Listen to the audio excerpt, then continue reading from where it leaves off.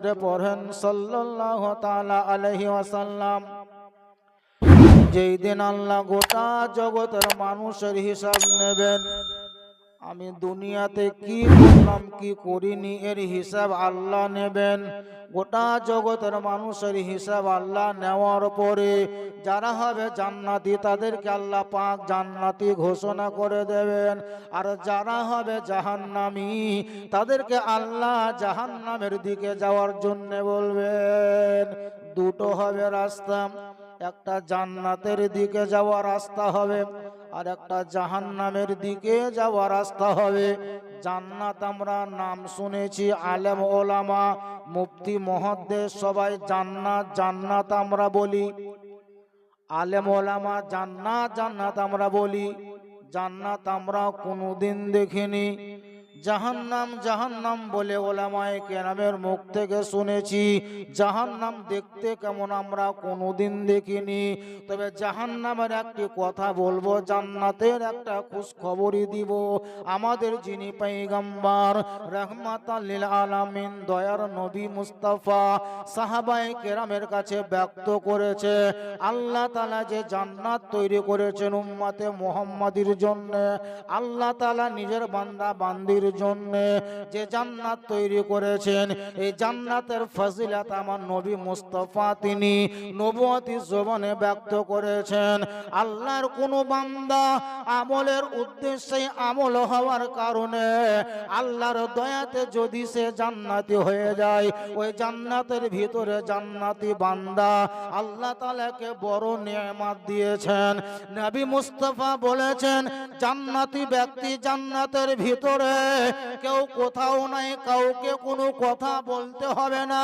কোন জান্নাতি যদি মনে করে আমি এই মুহূর্তে এক গ্লাস টাটকা দুধ পান করব, কেউ যদি মনে করে আমি আল্লাহ এই সময়তে একটু মধু পান করব, নবী বলেছেন জান্নাতি ব্যক্তিরা জান্নাতের ভিতরে যদি শুধুমাত্র নিজের মনের মধ্যে আশা প্রকাশ করে, আশা যদি জাগে আমি এক গ্লাস টাটকা দুধ পান করব, আমার নবী বলেছেন সেই মুহূর্তে জান্নাতের ভিতরে কাউরির কাছে কোনো জান্নাতির ব্যক্তির কাছে চাইতে হবে না। যদি জান্নাতি ব্যক্তি শুধু একবার মনে করে, আল্লাহর নবী আকা মুস্তাফা তিনি বলেছেন অটোমেটিক খোদার হুকুমে তার নিকটে গরম দুধ হাজির হয়ে যাবে, চাইতে হবে না। যদি বলে আমি মধু পান করব, অটোমেটিক মধু হাজির হবে। এর নাম হলো জান্নাত।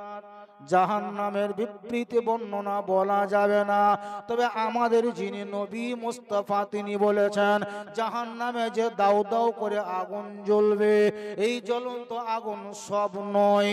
জাহান্নামের আগুনের মধ্য থেকে কোন একটা অংশ থেকে মাত্র ছুঁচের আগাল পরিমাণ যদি একটা আগুনকে জাহান্নাম থেকে নিচে ছেড়ে দেওয়া হয়, এ গোরসা কাশিল্লা নয়, পশ্চিমবঙ্গ নয়, নবী মুস্তাফা তিনি বলেছেন ছুঁচের আগাল পরিমাণ যদি আগুনটাকে নিচে ছেড়ে দেওয়া হয়, পৃথিবীর সব পুড়ে শেষ হয়ে যাবে।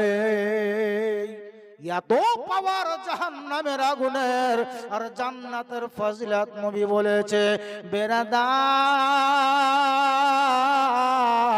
আমার বিশ্ব জগতের নবী আকা মুস্তাফা তিনি বলছেন, আল্লাহ বলবে তোমরা জাহান্নামে যাও, তোমরা জান্নাতি জান্নাতে যাও।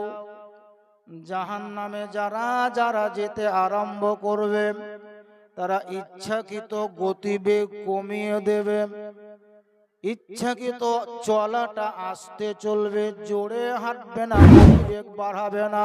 আর যাদেরকে আল্লাহ বলবে তোমরা জান্নাতি জান্নাতে চলে যাও, তাদের গতিবেগ কমবে না। যারা জাহান্নামের দিকে হাঁটবে তারা এক পা আগে দিকে দিবে তো এক পা পিছন দিকে দেবে। মনে মনে চিন্তা করবে, আল্লাহ ওগো রব্বুল আলামিন খাল্লাকে কায়নাত, দুনিয়াতে দেখি আমি আমার বন্ধু অনেক ছিল, আমার বন্ধু বান্ধব অনেক ছিল, আজকে তো আমি জাহান্নামের দিকে হাঁটতে আরম্ভ করেছি। কেউ কি আমার উপকার করছে কি করবে না দেখি, কেউ কি আমার সাহায্য করছে না করবে না দেখি। এই উদ্দেশ্যে জাহান্নামে যারা যাবে তাদের গতিবেগ যেন কমে যাবে। আস্তে আস্তে হাঁটবে। আমার আল্লাহ তাআলা ওই জান্নাতি জাহান্নামী দলেদের মধ্যে আল্লাহ এই একদল ব্যক্তিকে আল্লাহ বলবে, আমি তোমাদের হিসাব নেব না, তোমরা দুনিয়াতে কি করেছো না করেছো আমি হিসাব নেব না।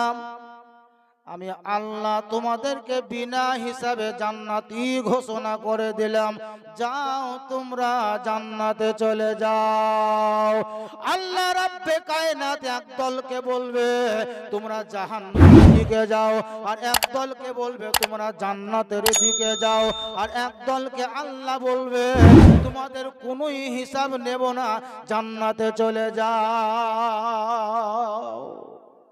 যাদেরকে আল্লাহ বলবে তোমরা জান্নাতে যাও, হিসাব লাগবে না, কোনো কথা জিজ্ঞাসাও করব না, ওই দল আল্লাহকে বলবে, হে রাব্বুল আলামিন তোমার দেওয়া জান্নাতে আমরা যাব না।